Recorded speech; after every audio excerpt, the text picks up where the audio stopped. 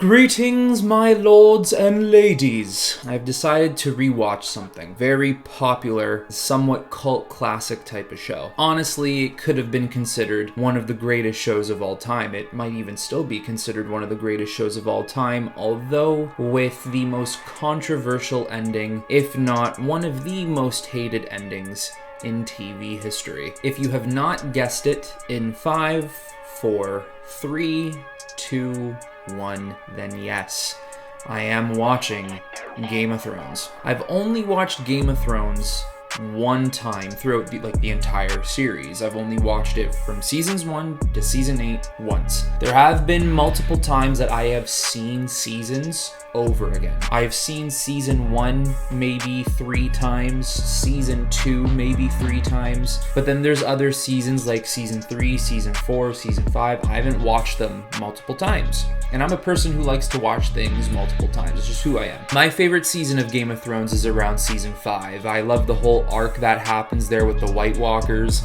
My favorite character is Jon Snow. So everything in season 5 kind of just gave me what I wanted to see from Jon. And yet I've only seen season 5 from episodes 1 to episodes 10 once. So the reason why I decided to rewatch the show is because currently I'm actually writing a book. And my book is medieval fantasy based. And I needed some inspiration, or I wanted some inspiration, maybe some ideas that I could loosely pull from worlds like this, or like Lord of the Rings and stuff like that. And I did want to watch Game of Thrones for that specific purpose, but also another piece of me simply was just feeling like watching Game of Thrones, and I wanted to watch it from the beginning again. Currently, I have 3 episodes left in season 2. I'm almost on season 3, and I just gotta say, by rewatching this show again, say what you will about the ending, say what you will about the last 2 seasons if you want. This show's writing is unreal. The dialogue is just next level genius. If there's one thing we gotta say about Benioff and Wise, who made the show, it's that they knew how to handle conversations. They knew how to carry suspense and hold weight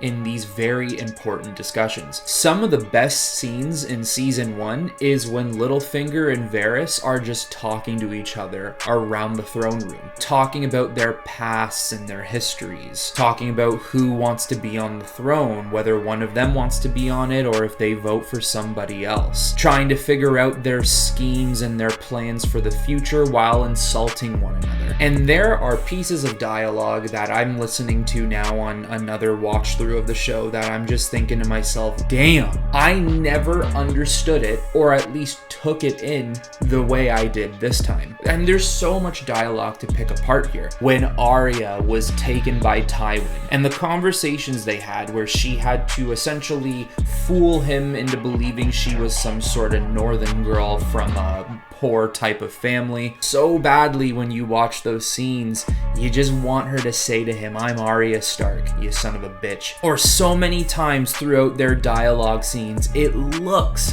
like he wants to say, "I know who you are, and I've known who you've been this entire time." And I feel like even watching this show, even though I've already seen it, I feel like I'm watching it for the first time because that's how good the dialogue is. It is just so intriguing. Now, I know there's a lot of people who think that seasons 1 to 4 are the best seasons there are, and then once they hit season 5 and 6 and 7 and 8, the show started to dip down a little bit. I'm one of the few people who actually really enjoys seasons 1 through 6. Season 7 has its moments, but it is rushed and some of the episodes just don't make any sense.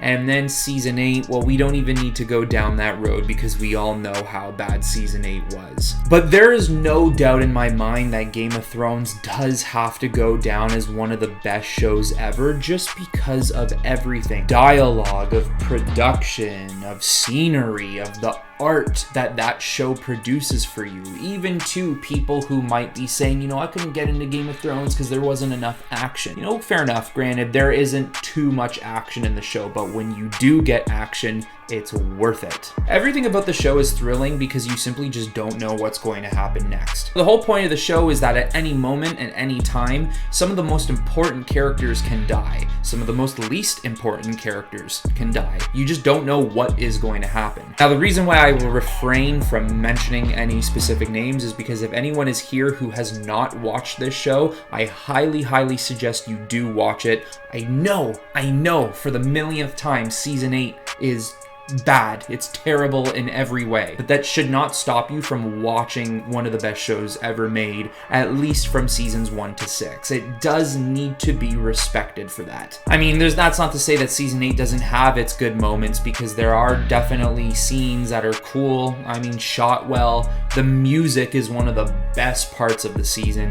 It's just the story and the writing that completely went downhill. It is very difficult to think of a show like Game of Thrones where by the end of it we were all expecting answers, where George R.R. Martin wanted 12 seasons and HBO wanted 10, but DB Wise and David Benioff just said, no, we're just gonna stop at 8. And not only stop at 8, but have decreased episodes in the last 2 seasons. The least you could have done was do 10 episodes for season 7 and 8. The least you could have done was do 10 seasons. But I'll be honest with you, when I'm watching Game of Thrones right now, I'm forgetting that season 8 is even coming. I know season 8 will end up being there, but I am forgetting that season 8 was even really a thing. I just think seasons 1 through 6 are so epic. They're so much fun. I just can't wait for the next episode. And even though I've watched it already, I'm watching this season right now and I'm getting ready for Stannis' attack on King's Landing. Almost feeling like I've never watched that episode before, but I have. It's just that exciting. Something else that Game of Thrones has actually done for me right now is it's made me dive into the world a little bit more. Looking up history about Westerosi kingdoms or Essos kingdoms and seeing what type of trouble they've gotten into. I've always been very curious if the White Walkers were only a thing for Westeros and not for Essos.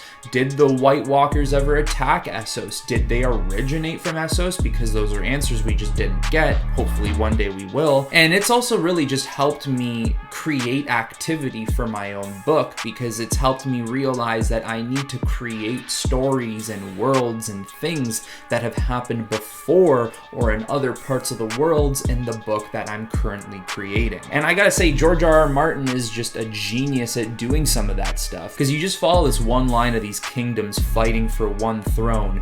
But what's Essos up to? What's the other part of the world up to?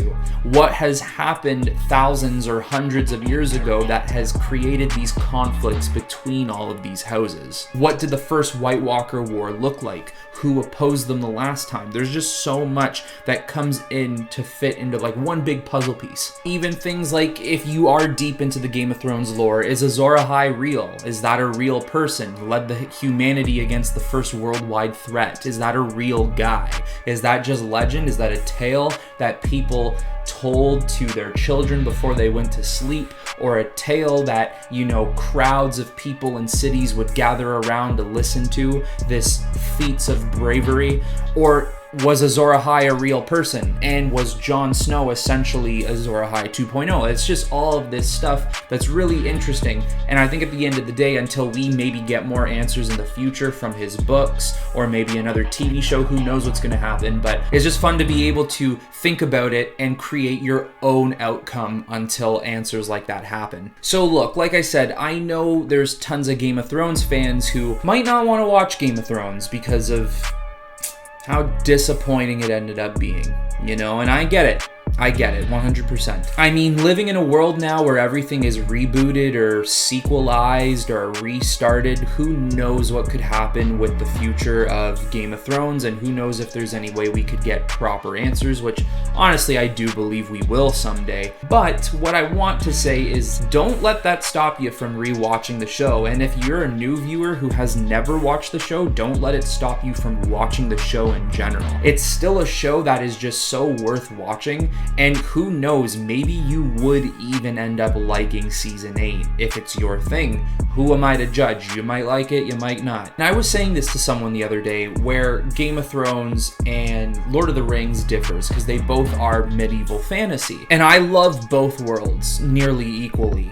And I think to myself that Lord of the Rings is more so just flat out in front of your face. It's been printed on paper. What is going to happen is going to happen. There is mystery and intrigue in Lord of the Rings, but most of it is just right in front of you. This is what is going to happen if it is not stopped. Whereas with Game of Thrones, there is, a story, a linear path that everyone is following, but in the background of Game of Thrones, there's a lot of secrecy and mystery, things that we don't know about or don't even understand yet. And I think the world of Game of Thrones benefits from the idea, if you like the feeling of the unknown and putting your own spins and twists on it, Game of Thrones can do that for you because not everything is answered. So you can maybe answer things yourself until the day it is answered for us. I don't know, just depends on how you look at it. All I know is that the show has so much more to offer other than season 8, and I do not regret rewatching this show. But anyways, everyone, that is it for this video. Make sure to leave a like and subscribe if you want to keep up to date with all my future content. And I'm going to end this video a little differently.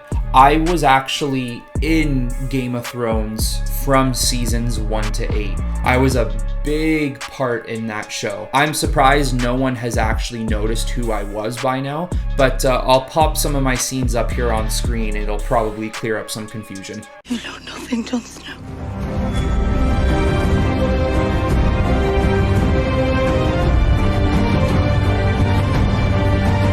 What if he doesn't want me to?